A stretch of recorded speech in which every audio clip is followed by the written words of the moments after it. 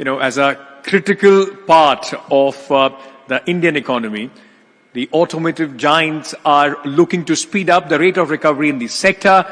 To explain how auto could become the next big revolution in the making, please welcome the head of Audi India, Mr. Balbir Singh Dhillon, the Senior Executive Director, Marketing and Sales at Maruti Suzuki India, Mr. Shashank Srivastava, and the Chairman and Managing Director, Electra Green Tech, Mr. KV Pradeep, in a panel moderated by Principal Research Analyst for ET Now, Awan Dubash.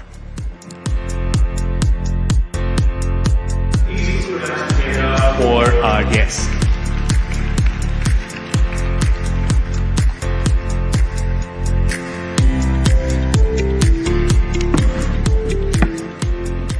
All right. Thank you so much, gentlemen, for joining in. And yes, indeed, fasten your seatbelts because this is going to be one interesting discussion.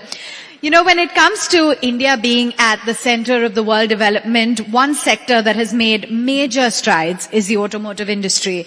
Be it the steps in green mobility, R&D that has been taken on battery tech, as well as the leaps and bounds that we've made in electrification, India has really been at the forefront of it all. So let's take forward this discussion without any further ado. And Mr. Srivastava, I would like to begin with you. Just looking at the kind of FDI flows as well that we've seen into the automotive industry, it's pegged to go higher year after year. How are you looking at the kind of policy initiatives that have been taken, and what kind of flows are you expecting to the automotive industry as a whole? Yeah, so I think automobile industry, as you rightly pointed out, is a significant chunk of our GDP. We have, it's almost like 7.5%, 8%. And the target in the automotive mission plan, which was revealed a few years earlier, is that it should reach about 12% of GDP. It's a very important sector, not just in terms of volumes and revenues, but also in terms of the employment that it generates, directly or indirectly, almost 40 million or so. So, and it has been gaining good ground, both in exports as well as domestic market. Domestic market now for passenger vehicles is the fifth highest. It's expected to be third highest by 2026. We are almost at 3 million plus this year. And hopefully it's projected that 2030 would probably be 6 million. At the same time, export also have been rising. And we are also the largest in terms of two-wheeler market, tractor market, the second largest in buses and so on. So I think it's a very important sector, and a lot of policy initiatives have been taken by the government, and I would like to congratulate the government for some of the recent initiatives like the PLI scheme, the extension of the FAME 2 scheme, also the support on the scrappage policy. All that is going to help the industry very much, both for bringing in investments, creating jobs, and also for our overall exports, not just cars and vehicles, but also components as well. And I understand you made it in the nick of time as well right now. Clearly there was some launch going on, Mr. Srivastava. Yes, so we had the launch of the XL6 today, yes. And it's a aspirational product. Yes. So let me make the sales pitch here as well. It's a great MPV. Maruti Suzuki is leading this segment, hopefully in the future as well. Well, speaking of aspirational, the person who knows it best, Mr. Dhillon, let's talk about, the kind of demand, because we were discussing just a short while earlier. Everyone is talking about a lull because of a pandemic. No one's really spending. And then you come and tell me that there's massive demand for the very high-end vehicles. Walk us through what trends have been like. So the demand for last, I think 2 years has been subdued, because of the obvious reasons. But what we're seeing for last about 12 months is there is a constant rush of prospective buyers coming to the market and asking for bigger and bigger cars and more expensive cars. The international travel has not been there. So a lot of people who want to spend money, there is, let's say the money is available within a home. So where else you spend the money? So obviously car is the next topic after housing. People already own houses, so car is the next spend. So I think the demand has been very, very positive, and it is continuing. Of course, you also know that globally what is happening, that is shrinking the supply situation a little bit. But standing today, it's very, very positive, and we are quite upbeat about it. Not just last year was quite fruitful and growth oriented, but this year, first 3 months also have been very positive. And on that positive note then, Mr. Pradeep, let's also talk about, the EV market, because India is poised to become the third largest market for electric vehicles by 2025. And you've made many strides in this space when it comes to electric buses. Walk us through how you've seen steps that have been taken in this front and some of the recent plans that you've laid out. Thank you. Government of India has taken a very serious call to convert all these fossil fuel buses to convert into electric by 2030. Though it is a very hard task, Government of India is promoting this with various programs like FAME 1, FAME 2, and has allocated huge amount of support to promote this electric mobility, especially for the public transport, especially for buses. Government of India has given tremendous amount of attention, and now almost 10,000 buses are being replaced in coming 1.5 years to 2 years. Already we are operating, Electra Green Tech is operating about 600 buses all across the country. About 12 states we are operating, and in the recent past Government of India has floated a tender for about 5,450 buses with a name Grand Challenge under the FAME program. Likewise, Government of India is giving tremendous amount of attention towards it, and equally the state governments are also encouraging these electric buses to get deployed in the STUs. Having the fossil fuels creeping up 100 plus per liter, which runs for about 3 kilometers. That is 100 rupees diesel runs for 3 kilometers, which costs about 35 rupees a kilometer. Whereas our electric bus runs with 1 unit of power, which is 5 rupees 75 paise. It runs per kilometer. So that much variation between the fossil fuel as well as electric. Also, it is today's necessity to encourage the electric mobility, especially in the public transport, being all the new electric buses which are coming up are completely air conditioned, no sound pollution, highly comfortable to the people who are traveling in the bus, with which the people who are using the bikes and four-wheelers are getting converted to travel through this public transports. That's the major expectation from the Government of India, which is being fulfilled by this electric mobility. You know, we haven't seen too many electric vehicles in India, but of course that's changing with that green number plate that we'll start spotting a lot more. And Mr. Srivastava, speaking of EV, while we are seeing a lot of thrust being made on this front, there are also a lot of challenges in terms of moving from ICE to the EV batteries. That requires lithium as well. And I understand that India as a natural resource is very low on that. So do you think that we'll consistently be fairly dependent on China in terms of that? And a two-pronged question, do you think that perhaps the company was a little bit late when it came to entering the EV space? Yeah, very interesting question. I think very relevant also. So let me try to remove some of the common misconceptions. One is that the EV space, I'm talking of passenger vehicles, generally it is accepted that EVs will become mainstream going forward because the governments generally are more environment conscious. They are supporting the increase of EV vehicles, etc. The consensus, therefore, in the industry is that EVs will become mainstream. There is not a doubt on that. But it's a matter of when, not if. Yes, so it is not a matter of whether, it's a matter of when. And there seems to be no consensus on that. Most of the analysts, most of the current predictions for passenger vehicles in India is that by 2030 we'll have roughly a 10 to 12% of EVs. And if you look at if you do a quick calculation, then until that time India will be selling about 70 million cars out of which, let's say 10-12% are EVs, so 63 million cars will still be ICE. And you need to do something about the environment, even pertaining to those ICE vehicles. You can't just say that these will continue as they are. Therefore, what Maruti Suzuki has believed is that probably the road to electric vehicles is electrification. And electrification means you'll have a strong hybrids coming in, which are partly, battery, partly on ICE engine. And talking also of the barriers, you talked of lithium. We always talk in terms of environment as tank to wheel pollution, whereas what we should really be talking about is well to wheel pollution.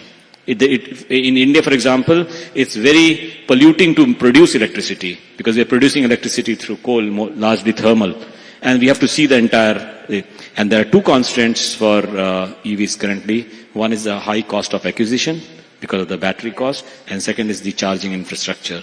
And I wouldn't say for specific question on Maruti Suzuki whether we are late, because we need to take care of these customer convenience. It's not about bringing the technology or showcasing vehicles, but it's also about offering consumers a practical solution. That's what we are trying to do. Finally, on the lithium question, yes, that material is available in very few countries. China is one of them. So we also need to look at very closely the supply side for the future as to what nearly should be our national strategy for securing the batteries which will be required for if we have to do a large-scale EV conversion. Chip shortage, I believe, that's the buzzword when it comes to challenges for your industry. How is the situation shaping up at present? What's the company doing to assuage that concern? So absolutely, I think all the manufacturers globally are facing this challenge. So today, demand is not the problem, supply is the problem. Of course, situation keeps on changing from time to time. As we were coming out of this chip shortage, then this Ukraine situation arrived, and now this lockdown in China. So things are not becoming easy. So this is an evolving situation, and the biggest challenge that we face is predictability. Normally automotive works on a very long-term projections where our plannings are running into years and years altogether. However, in the current situation, we are, let's say, able to predict 1 week, 2 weeks, because every car has thousands of components. One component not being there, car is not getting produced. So these are the challenges that we face right now. It is still a challenge, I would say. We thought that this should get over by the first half and second half should be better. But with this new evolving situation, I think it's some more time before we can say the problem is behind us and then we're moving forward without any such trouble. So I think it's going to be there for some more time. Let's see how it is. I mean, chip shortage is one of the problems. You have inflation, you have supply chains because of ships not being available, not just that they're expensive, but not available. So, right now we are going through a very unique phenomena which was never anticipated, let's say, about a year back. So it's a multiple issues. But yes, the positive thing is customers are positive. They're asking for more cars. So we are trying our best to get as many of them as possible and help them serve them. Yeah, and they clearly are willing to spend, as you said. The demand continues to remain intact. And Mr. Pradeep, your company and companies such as yours are really at the forefront when it comes to technology. And the government as well has done a lot on this front, be it electronic control units, be it flex fuel engines, e-quadricycles, etc. Do you think we have the capabilities in-house to be at the forefront of technology? Yes. If I could just request you to hold your mic a little higher. Sure. Yeah. Sorry. Yes, definitely we have that strength and capability and capacity to develop all these products. You might be knowing that several companies in India are developing various products of two-wheelers, three-wheelers and buses. So India has got the best out of best technologies and human resources. We can definitely make these products and which would make the EV sector to the next levels in coming 1 or 2 years. I don't see even more time. 1 or 2 years, this EV sector is going to become a major sector as far as the automobile is concerned. Mr. Dhillon flagged off some challenges, and I'm going to add to that list, the rising commodity prices. You spoke of inflation, supply chain concerns. There was the pandemic as well, semiconductor shortages, etc. What has been done on this front? Has enough been done? What more needs to be done? And how is the company coping with these challenges? You're talking... Yes, Mr. Srivastava.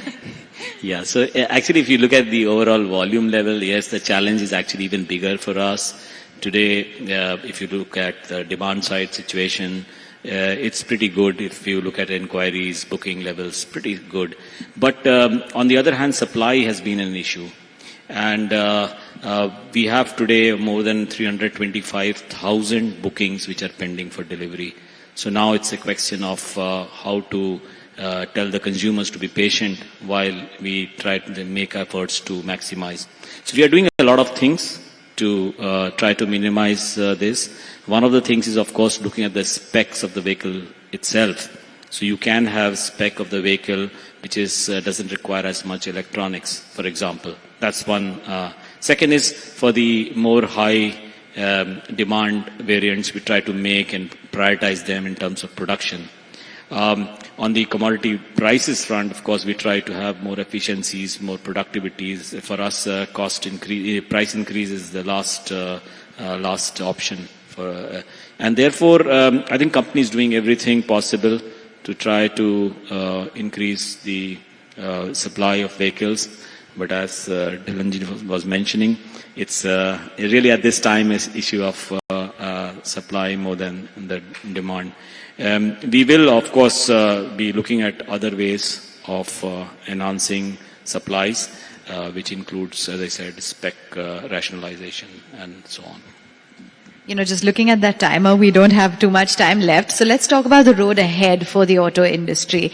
What is it that you foresee in terms of where India stands, how you're looking at the luxury market in particular, what the game plan is for Audi going forward? So just a little bit more beyond Audi. I think all of us know that we have less than 30 cars for every 1,000 inhabitants in the country. That means there is a lot of motorization which is yet to happen. Yes. So it's, again, India has huge potential. It's unbelievable potential. There are, countries where there are 600 cars per 1,000 people. We are talking of less than 30. So there is huge motorization which is yet to happen. So India continues to give us positive opportunities for many, many decades to come. When it comes but why do you think that is, if I may?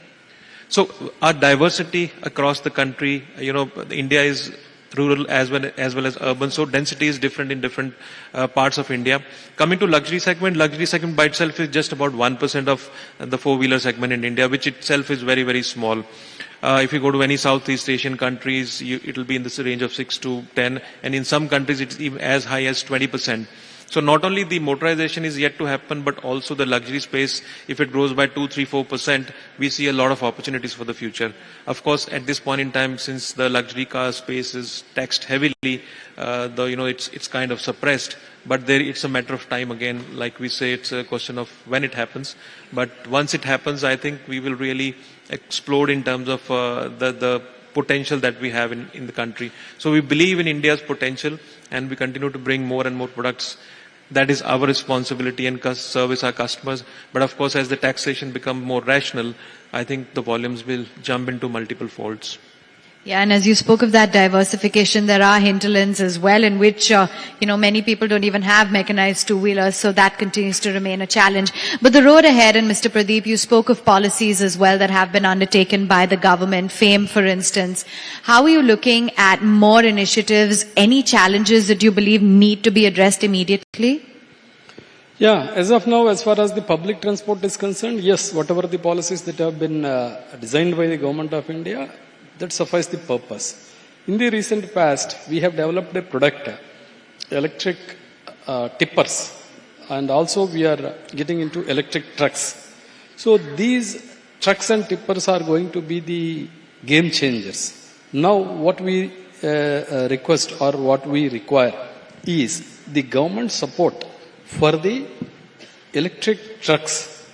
Some kind of incentive needs to be provided even to the trucks and tippers, with which great amount of foreign exchequer can be saved.